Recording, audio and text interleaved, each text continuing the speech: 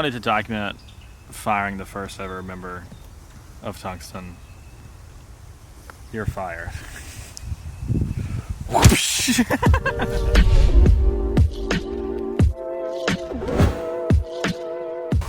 what you get. How are you feeling? Not good. We've already canceled one meeting today. Postponed. We've got another meeting. Oh, we had to cancel 2 meetings today. We were going to record this because Raegan leaves at 5 in the morning, and now it's raining, and we're 30 minutes from my home. I'm also riddled with poison ivy. That's been great. I shouldn't say riddled, but You're pretty riddled. I got it. I'm the riddler of poison ivy. There's only one hot woman in the world, and her name? Caitlin Cameron. Shout out to the one lady in my life. The only one. I don't speak to my mother, my sister. All right. Wow, the first Back to you in the vlog is studio, fine. West.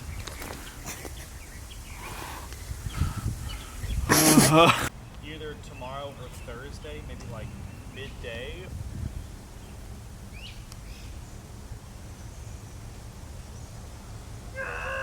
Hello, everyone, and welcome back to the Tungsten Originals podcast. I'm here with my good friend Joe and my good friend Raegan, and this is the first time that the three of us have been together in person since Joe and Raegan have joined us in Tungsten and been a part of the team. So we figured we would come out here in the middle of nowhere while it's raining and, you know, revisit what Tungsten is all about. It's really raining now. It's like this is just rain now. Yeah, no, Okay. it's coming down. All right. Well, this has been great. Yeah. Thanks, guys. That concludes the podcast. All right. Thanks for coming. See you next week.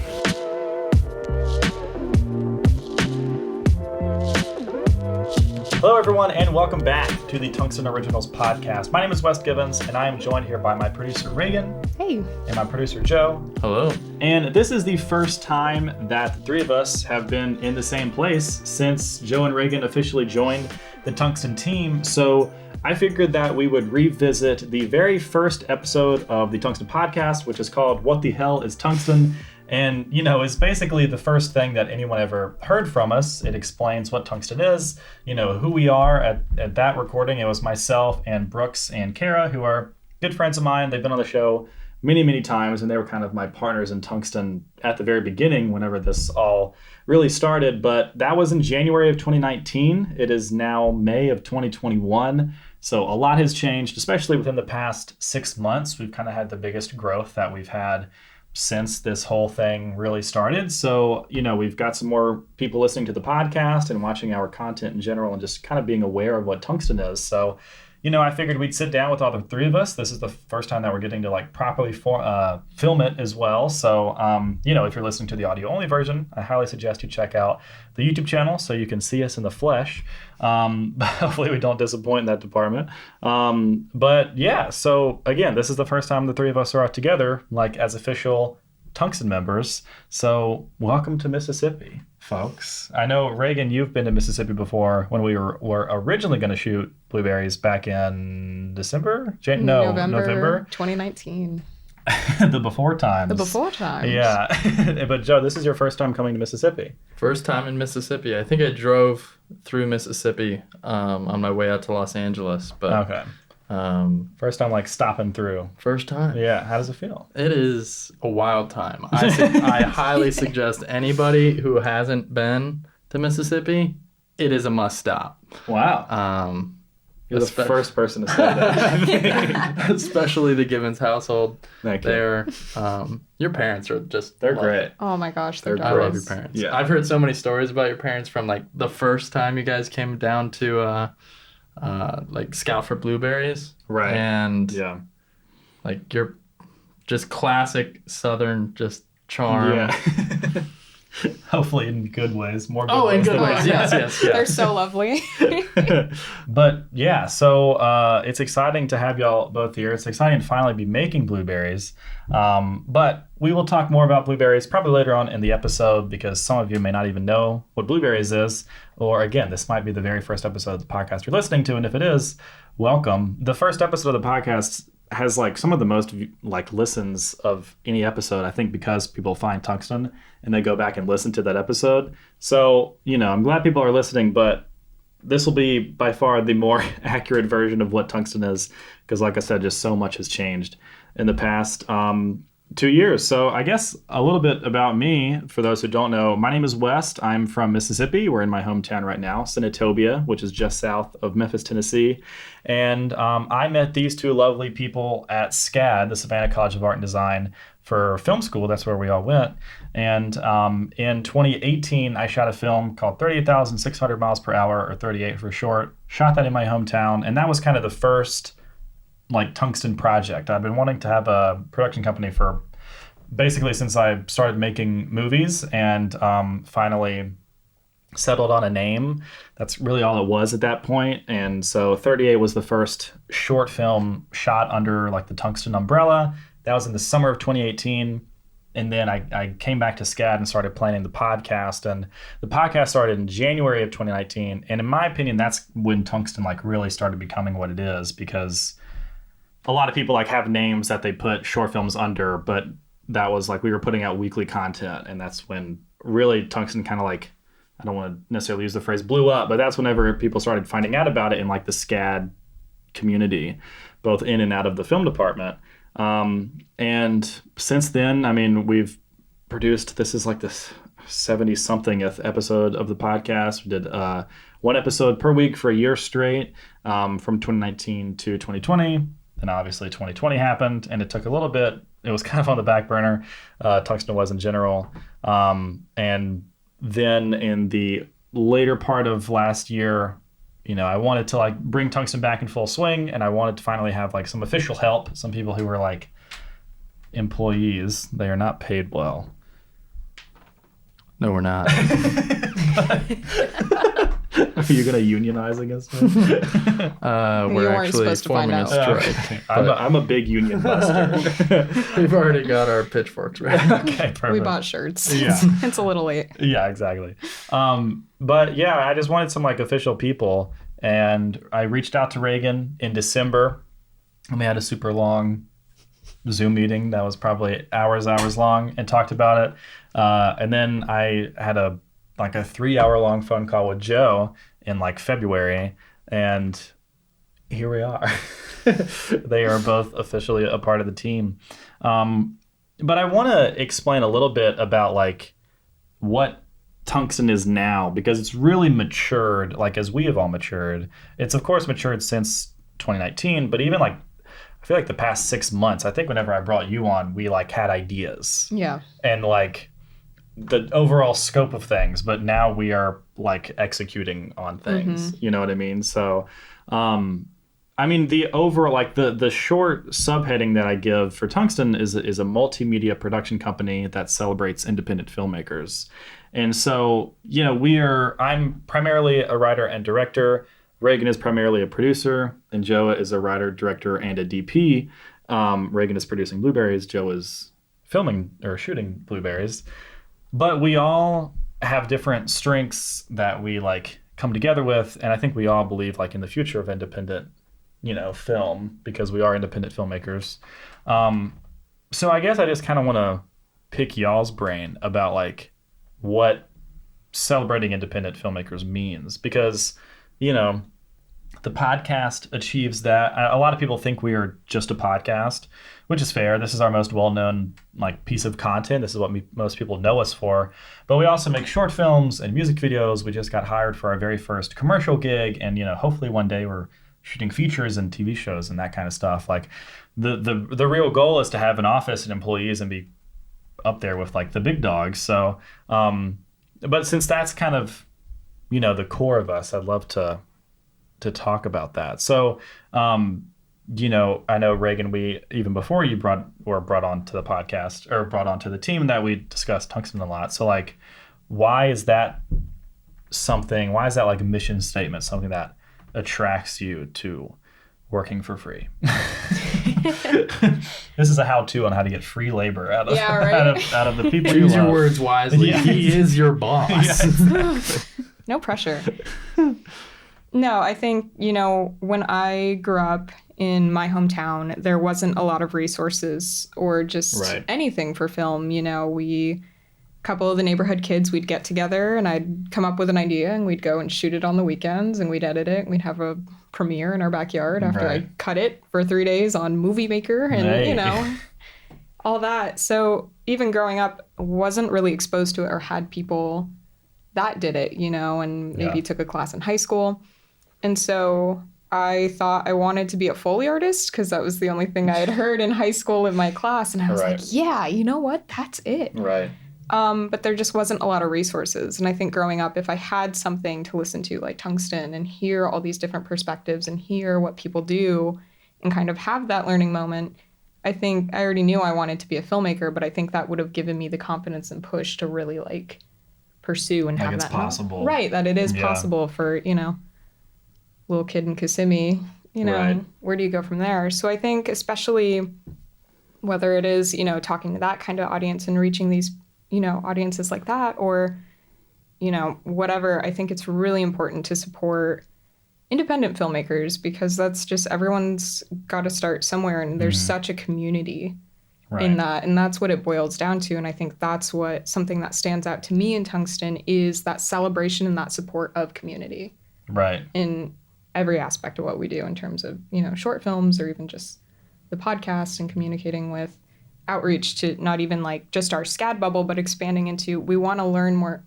from people and what they do, but also like I don't know, it's awesome to meet people and support each other because we've all got each other's backs and that's how we all learn and grow together. Yeah, I mean, I totally agree. Like growing up in Mississippi, I felt that I was the only filmmaker here. And obviously now I know that's not true, but all I knew was to go to YouTube and watch Film Riot, which was like the one unifying thing I feel like for so many filmmakers in our generation is like watching Film Riot, Indiegogo or Indie Mogul and those kind of like YouTube how-to videos.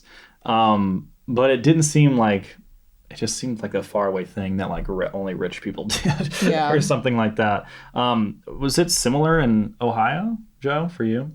It was similar in that I was able to gather my friends when I wanted to. I had this urge to make like short films or not really short films. They're just like grabbing our family's camera when I was like 9 or 10 years old and just being like, we're going to make a movie. And it's going to be about some comedy involving Darth Vader. So like, it was just doing whatever we could with the things we had, which is basically what we're doing now. Just on a larger scale and with more intent. And it's kind of never changed. It's always just been hanging around your friends and trying to figure out what's the most efficient and compelling way to get these ideas across. Yeah. I love that. Yeah, exactly. Especially when you don't have a lot. You know what I mean? Like, exactly. I think one thing that we learned in film school, and probably you just learn throughout your career making small scale stuff, is like the story is the most important thing. You know, we've seen films made with $1 billion and they're not that great. Like the story isn't there. But, you know, so much of our conversations in short films, but in the podcast, and like every kind of thing that we're making is about how it's gonna, like the audience, like how that communication, that connection with the audience. So yeah, I think we all started in like similar ways, and it's kind of cool to now be here making things under a name, under a company. So to expand a little bit on exactly what Tungsten is, we've been working a lot over the past 6 months on the language of our company, of our business. And, you know, we need to have, since we are growing into a company that has employees and that kind of stuff, we need to have copy and just the actual language written down on paper about what we are, because it can kind of be a nebulous idea, the things that we're trying to do. And we can certainly ramble for our goals for a long time, but we need to have a succinct like answer to what Tungsten is all about. And so through many hours of conversation, over Zoom, we have settled on 3 specific bullet points. The number 1 is to represent the next generation of filmmakers. Number 2 is to produce and promote original and honest media. And number 3 is to promote a more fair and just film industry. And, so celebrating independent filmmakers is like the overall big picture goal, but we wanted to get a little more specific to talk about like, how do we celebrate independent filmmakers? Because all of those 3 things has to go back to that, because that's kind of our North Star that keeps us going. So I kind of just want to go through those 3 bullet points and explain why we said that and how we're doing that through the work that we are making. So representing the next generation of filmmakers is, a tall order, but not to sound pompous, but like we are the next generation. We just graduated last year. Raegan is graduating. Well, when this comes out, you'll be graduated. So congrats. But when we're recording this in 2 weeks, literally 2 weeks, that's crazy. Congratulations. Yeah, that's kind of insane. Oh my gosh. How does that feel? Well, weird now. It's It's just not my hitting. last couple of weeks of film school. Jeez. Yeah. Have a crisis about that later. Yeah, we'll let Raegan think about that for the next 40 minutes and just contemplate that. But I think as we built our film community at SCAD, I think we realized that like we're good at what we do. And again, I don't want to sound arrogant or pompous at all, but I think we saw our work and our peers' work, and we're just capable of more than maybe what the typical industry person would think. And I'm sure every film school kid would say that, I should check myself a little bit. But the quality of work and the type of connections that we are able to make is of a professional scale. Like, yeah, we're of course still learning. We're always going to be learning.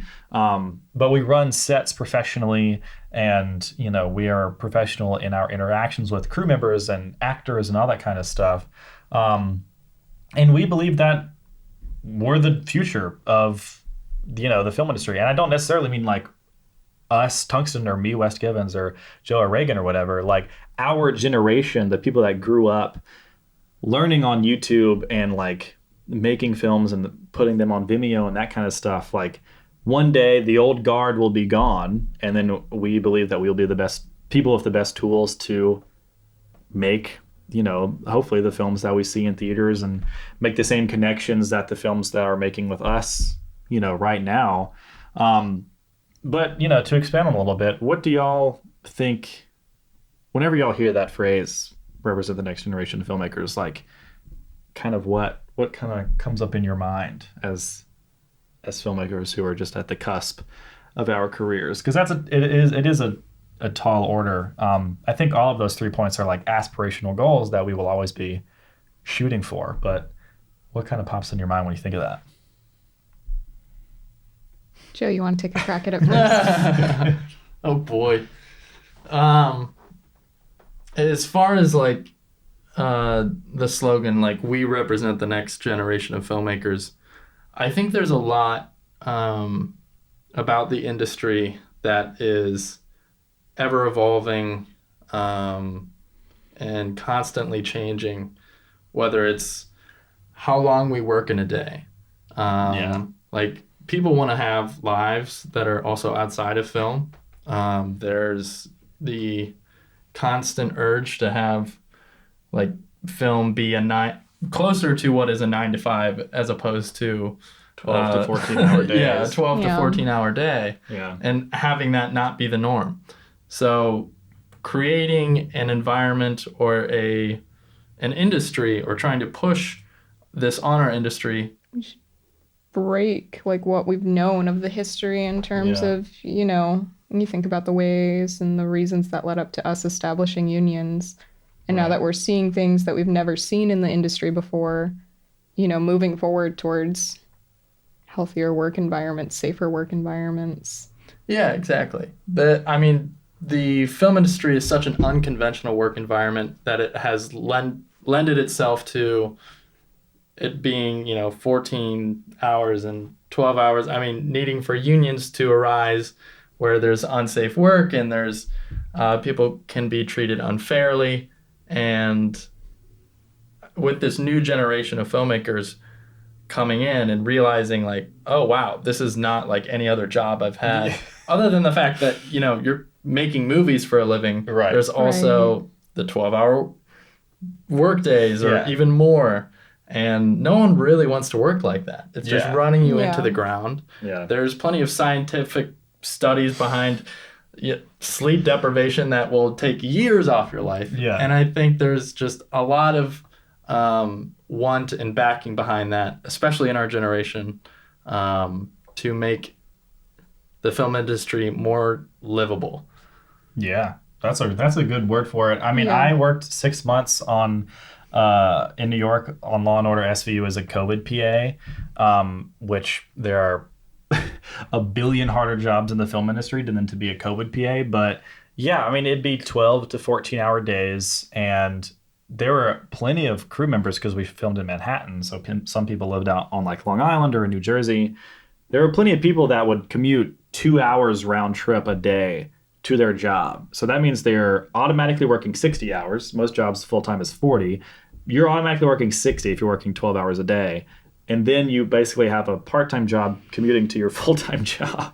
And you can just tell it really wears on people. Like unions like are the reason why the wages are so good. And like, you know, I'm not saying you're rich, but like the unions you're making good money, which is good because they deserve it because they're working their ass off. But boy, do you just not have time to see your family or even sleep a recommended amount each week and all that kind of stuff. And I mean, again, it's certainly an ambitious goal to be like, we can change that. But there were people that said we can create unions, and they did. So why not? I think the best place to start is like you were saying with our own projects. Like with Blueberries, we're going to be shooting for, or when I say shooting for, I mean aiming to only have 8 to 10 hour days.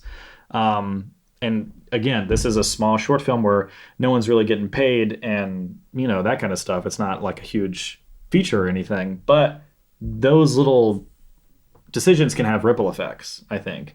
And just in how we treat each other and all that kind of stuff. So, again, these are aspirational goals, but like, why not think we can do something about it?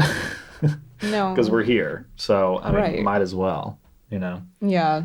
And to build off of Joe's point there, and especially your point with families, I think that's something that they don't, at least I haven't learned in film school, or like you don't really get to see that aspect because we're all, you know, for the most part, young college students who, you know, you're not thinking about like, oh, when I have a family, you know what I mean? Right. But between working in the industry now, like as a part-time student and working in the industry and seeing my coworkers that are like, you know, still working 16-hour days for a few months, and then they have to like figure it out again. FaceTiming their young children at work. Yeah. Right. I saw one of my producers on a shoot FaceTiming I think his son was like 3. Yeah. And that was like the only time he had on like his lunch break. Right.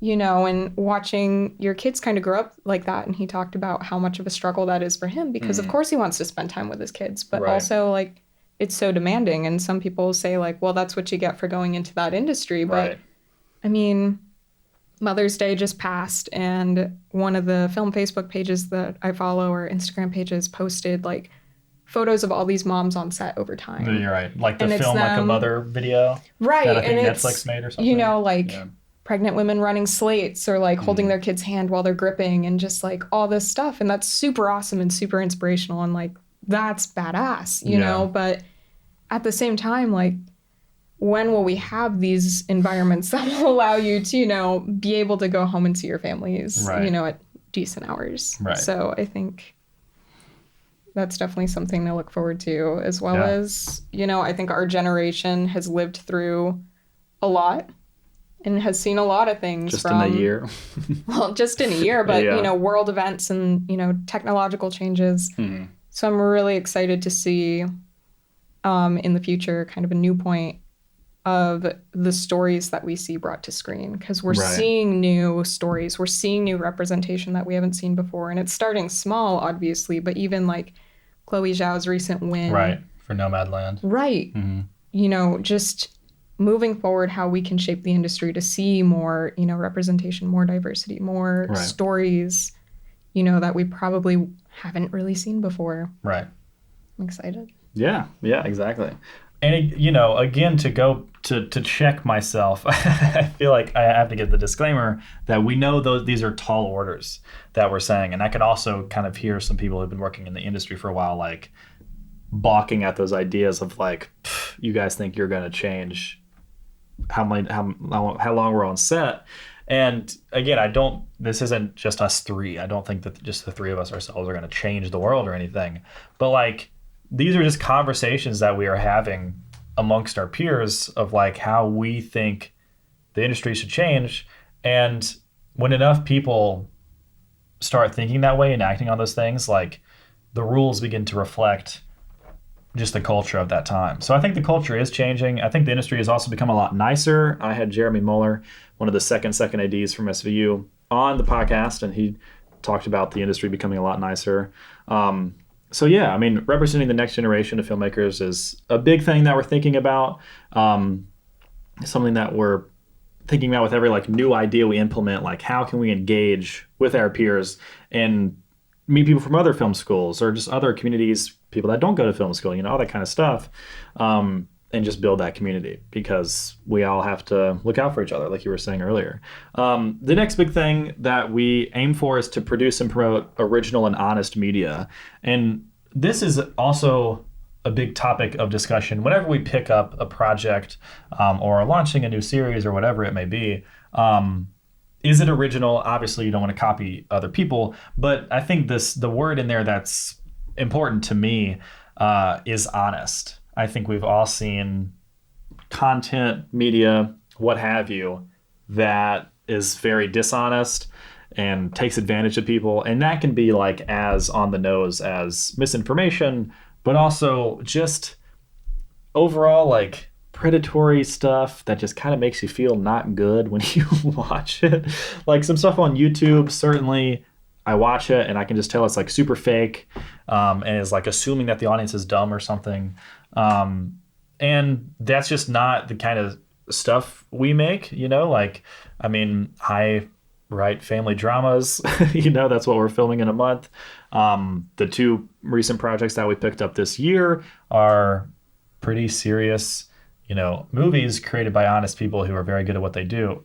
That's not to say that we don't want to make comedies. I think the next thing I make after Blueberries, I want it to have more of a comedic element than a family dealing with Alzheimer's, which is not very comedic at all, unless y'all want to make it a comedy. We could. It could be There's fun. definitely, I mean... There's definitely some watch. Might be best to, might be best not to. Yeah. Exactly. Now that we think about it. But, that's not to say, like, we can only make serious things that aren't fun or whatever. But I just think there's an honest way to approach making things. Like this podcast. Like, not lying to the audience, like, it's what you see is what you get, pretty much. It's just me and someone else talking. Like, if we get sponsors, which is probably down the line, like, it'll only be with people who we feel represent our values, of course.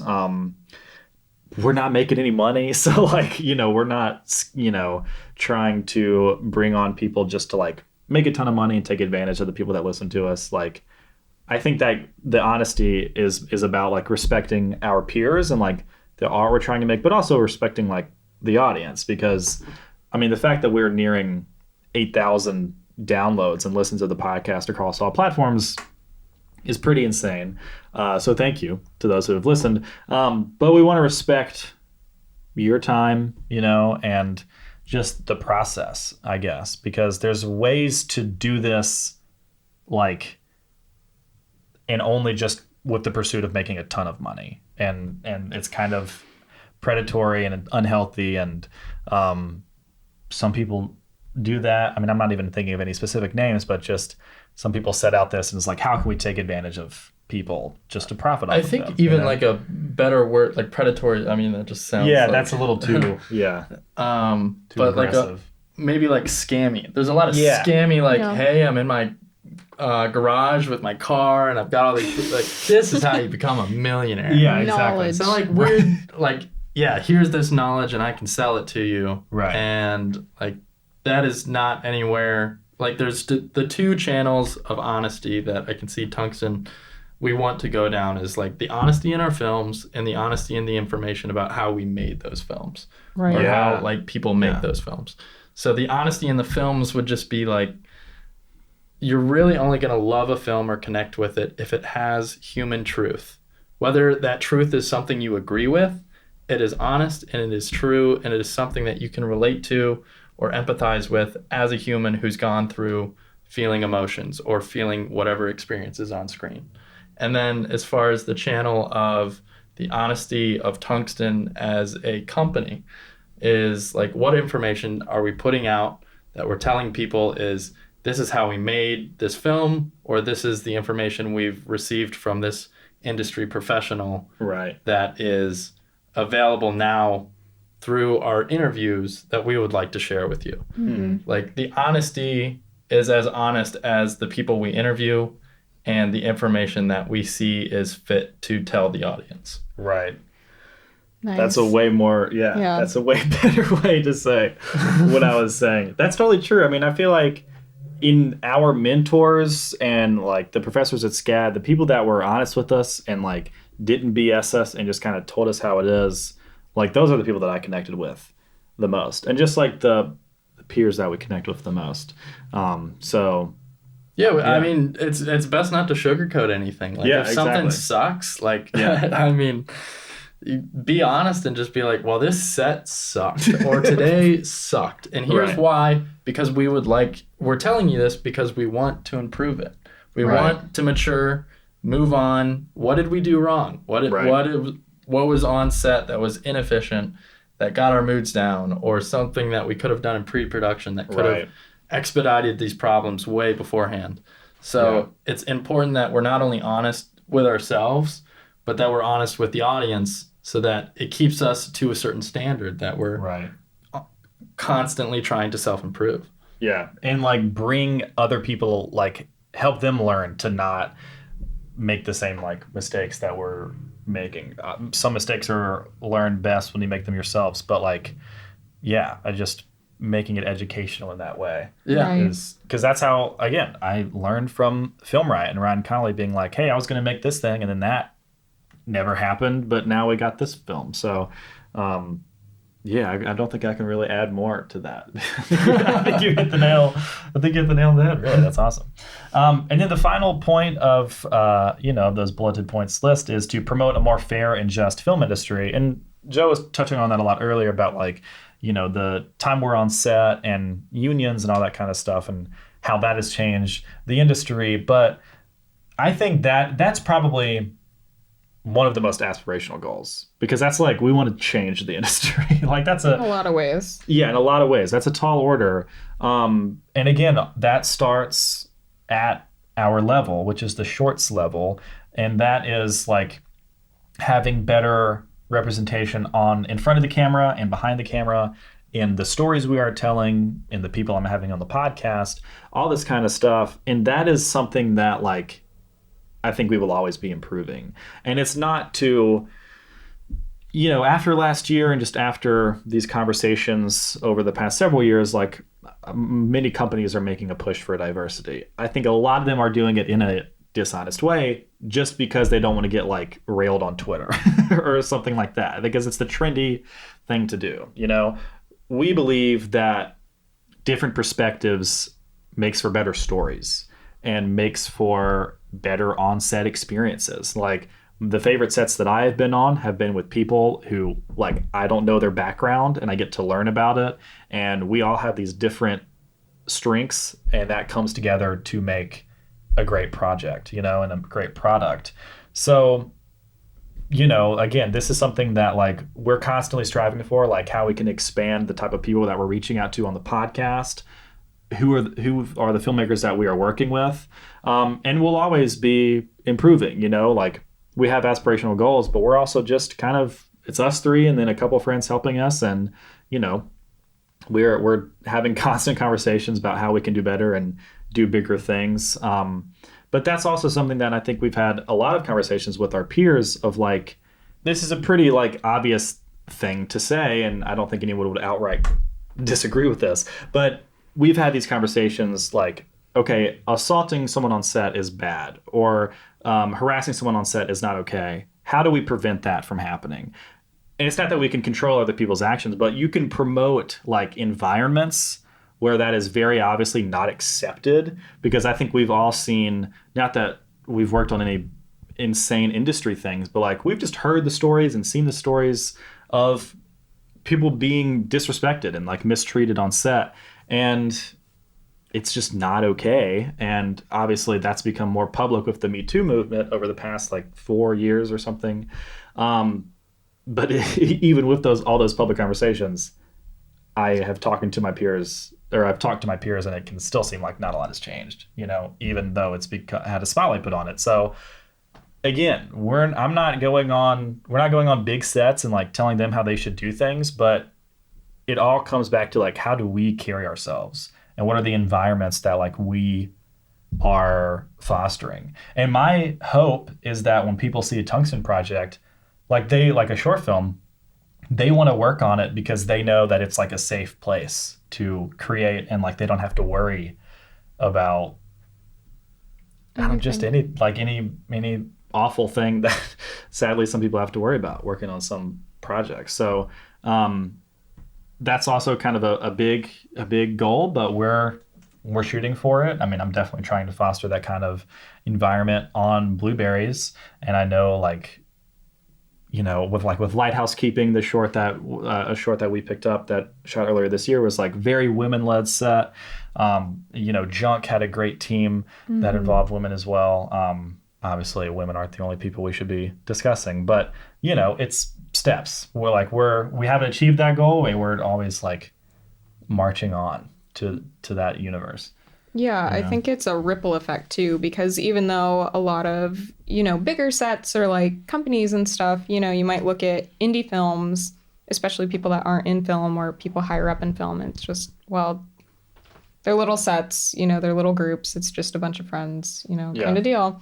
Not always, but I think having those values, starting off smaller and not being the big fish in the sea, but starting off smaller and having those values and those goals carries, because then if you have new people joining your sets and they're seeing the way things are run, they carry it onto their sets, and then as everyone grows and goes into bigger things, it carries, and it is that ripple effect. And I think that's why it's so important to start small, to start at film schools, because it carries, and that's really the way to start these kind of changes. Yeah, exactly. And I just know that a lot of people have been told like, oh, that's just the way it is. It's always been that way.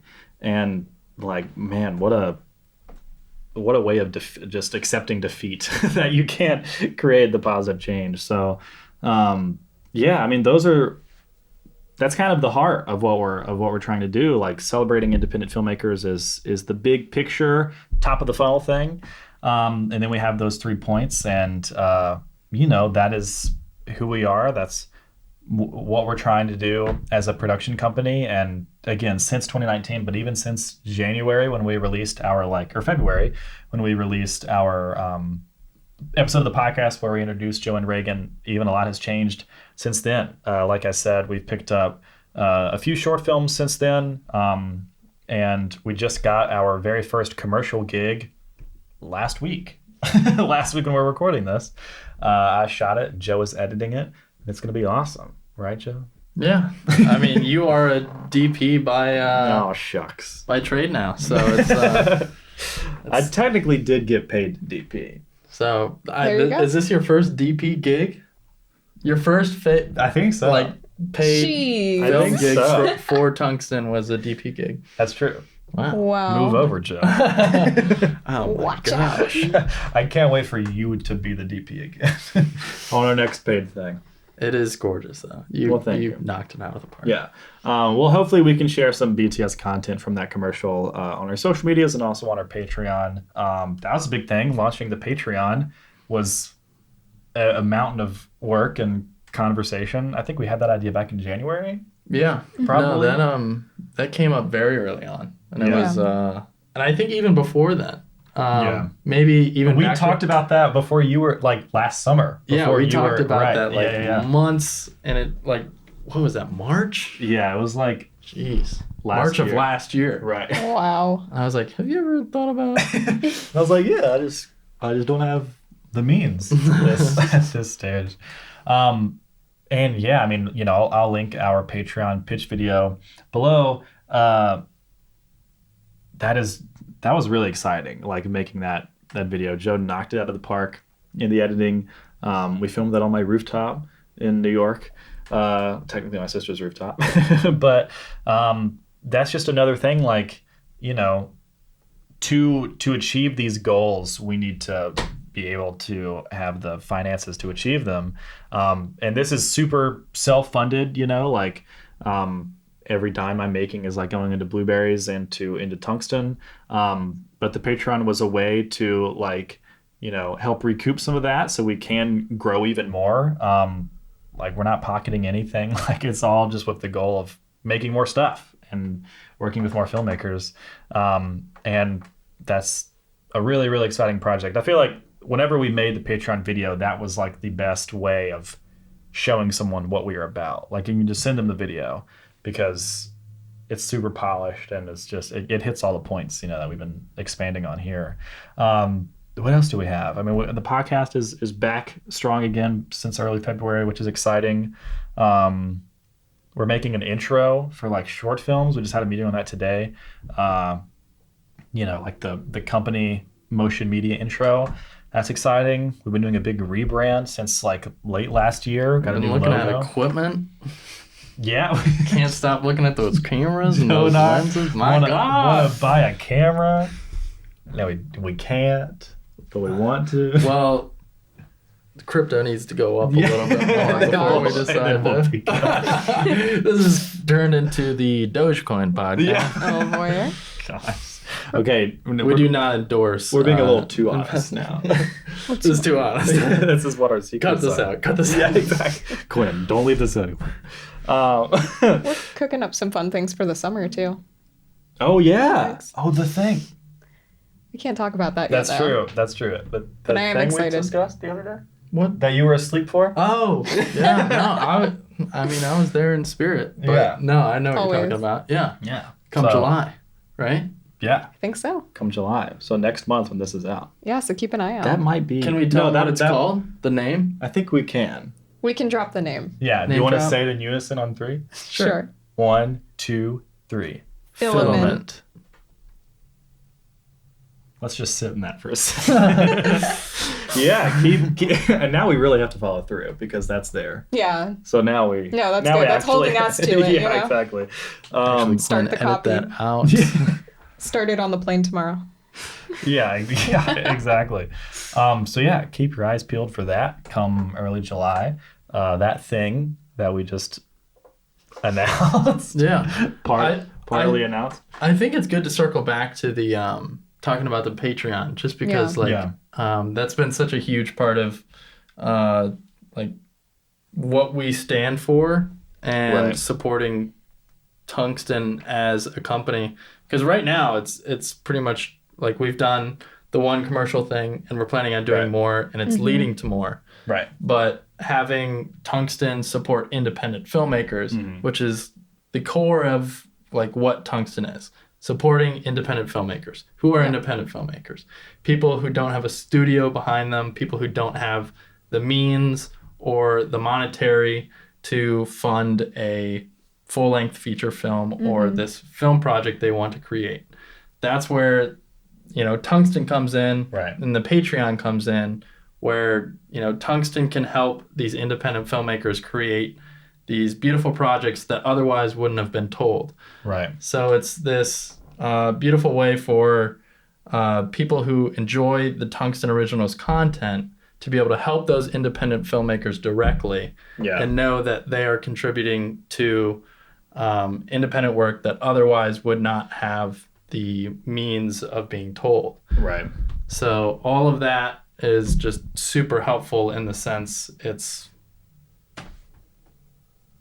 That's pretty much it. Yeah, well, no, I mean, that's just helpful. Yeah, it's super helpful because You did a great job. that's like a visual ellipses that you just added to the end of that sentence. Yeah. Yeah, I mean, you're hitting the nail on the head. Like, we would love to find a filmmaker that has a script that like we know has to be made and like hits all of the points that we are passionate about as filmmakers and that we are passionate about as a company. All they need is like $1,000 or something, or maybe they've raised most of their budget and all they need is like $500 or something. Whatever the number, we want to be able to help make it happen. Like come in and give people the resources, whether that's money, equipment. One of the big resources that we've been able to provide to those short films is just our producing help. Like, because we, are filmmakers and know what it needs to help make things happen. So like, for example, Junk is a horror short that is under the Tungsten umbrella that filmed in January. Yep. That Raegan was the only person on set for. In terms of our team, not the only, not just a one-person band. But one of the biggest things that we helped out on that team is like, of course, Raegan and I helped out in the producing aspect, but we created their whole Indiegogo and planned out the video, planned out the tiers. Joe made the pitch video, which looks incredible. Fantastic. But you almost forgot there for a second. And Joe was present. There was Joe showed up. He helped. I think you retweeted some stuff about Joe. Oh, there we go. Yeah. You're really pulling your weight. On the Twitter I don't have. Yeah, exactly. And I mean, we were able to reach our goal in like less than 24 hours. And that's not to blow smoke up our ass. But it's pretty cool. I think we did a good job with that. So that's just an example of like how we are trying to build relationships with these other filmmakers. And again, in that same way, like we're not coming in like Aiden, the director of Junk. We're not coming in and saying, Aiden, if we help out, Junk is now our film. You lose all control, all this kind of stuff. We want it to be symbiotic. Like we want it to be a positive experience because we all know people who've gotten screwed over by like bad contracts or by people just trying to like use your film for a producer credit or something like that. We're honest people, and so we're just trying to do this in the honest way. But I'm glad you dove in on the Patreon because if you want to check it out, that'll be the first link in the description. It's a huge help. There's also, there's what you touched on, which is the independent filmmakers that we help out directly.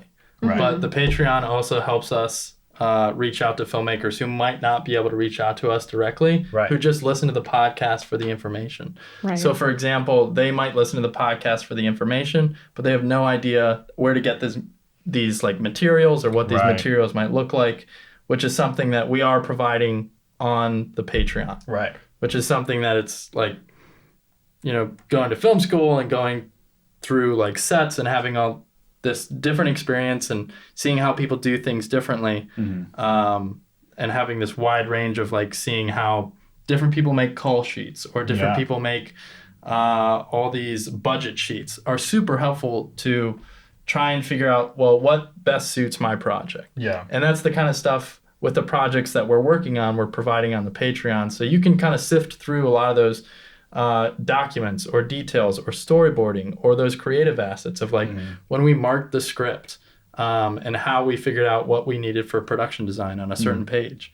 All that stuff is stuff that like would be super helpful and I wish I had I wish I had it. And stuff that I think not only like is good for us to just document and have, but to anyone who finds the Tungsten Originals podcast or the content that we put out useful, is just the next step of totally. What they might find useful. Right, exactly. Like with Junk, we're putting up like a full breakdown of how they built a set. Like they built an entire set inside of a warehouse and it looks incredible and it was a huge task.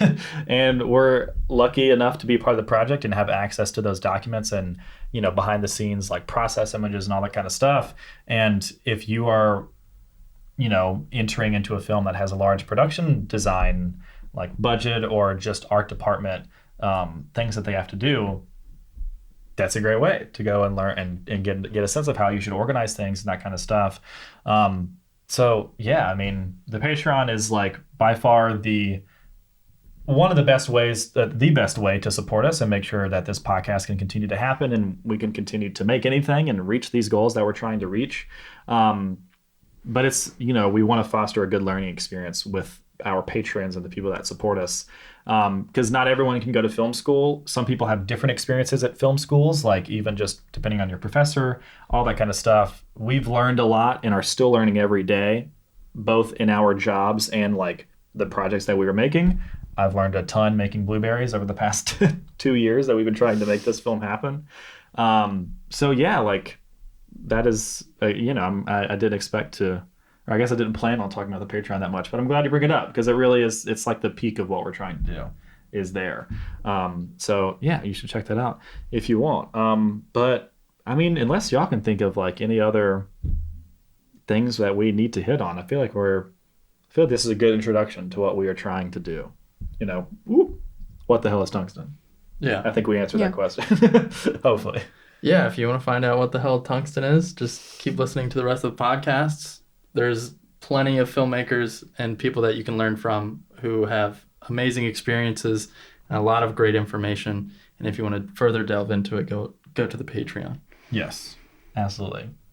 Do you agree, Raegan? I think so. If anyone, because that's the thing too, is expanding like our community and, meeting more filmmakers. So if there's anyone, listening who's ever, I had this idea for a script, but I don't know what to do or, who to contact or, oh my gosh, I've had this experience or this is what I do. I'd love to speak, on the podcast. Right. Like we're always please super reach open. out. Yeah, please. Yeah. We're always open to meeting other filmmakers and hearing their experiences and bringing that knowledge to our audience. Yeah, exactly. And again, like we're from SCAD, so that's kind of our community. We want to grow.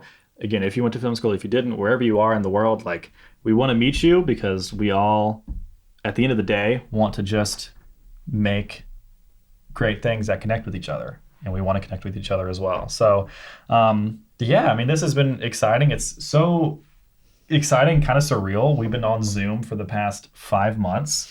We've had hours of Zoom meetings.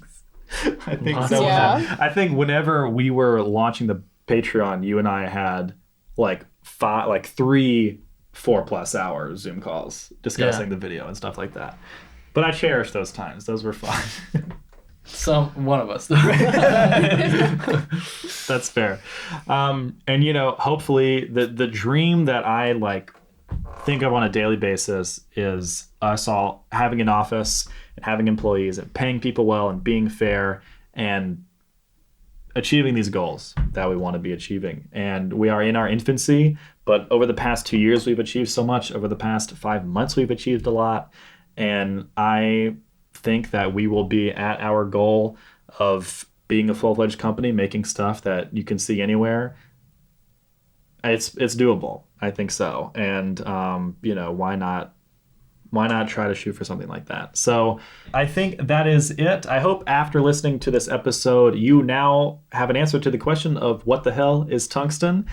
We have definitely enjoyed sitting down and, talking about our philosophies and what we're trying to do, because we're trying to do a lot, but we have some really specific goals along the way. If you listen to the audio only version of this episode, you should check out the video version on our YouTube channel. We've put in a lot of effort on the video versions. That's been one of the more exciting things for me, like one of the new forays into tungsten. So shout out to Quinn, who is our editor, has been doing a fantastic job. And also shout out to Hunter, our photographer. Can't wait to have you on set in Blueberries. But Joe and Raegan, thank you for joining me for this podcast. And also thank you for joining me in tungsten. Tungsten is my baby. It's my biggest dream in life. And there aren't any other people that I would want to start this thing, at the very beginning. And I look forward to growing it and having an office one day. Are y'all looking over my shoulders at each other? I take it all back what I said.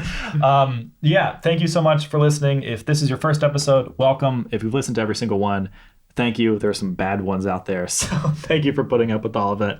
But it's been exciting to grow this company, and boy, do we have a lot of plans for this year and for the year following.